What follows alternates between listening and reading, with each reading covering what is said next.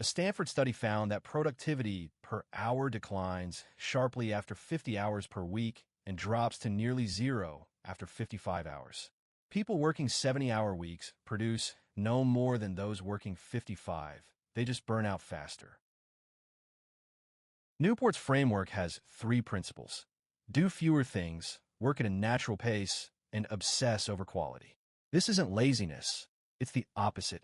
By doing fewer things, you can invest disproportionate effort in each one, producing results that busyness never could.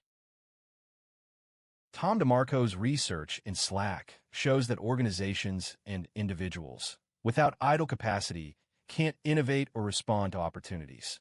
If your calendar is 100% full, one unexpected event creates a cascade of failures. Intentional slack, 20% unscheduled time, is a strategic asset, not wasted time. Step 1. Cut your active project list to 3 maximum. Step 2. Schedule 2 hours of unstructured time daily. Step 3. Take 1 full day per week completely off. Step 4. Measure output quality, not hours worked. You'll produce more meaningful work in less time with more energy left over.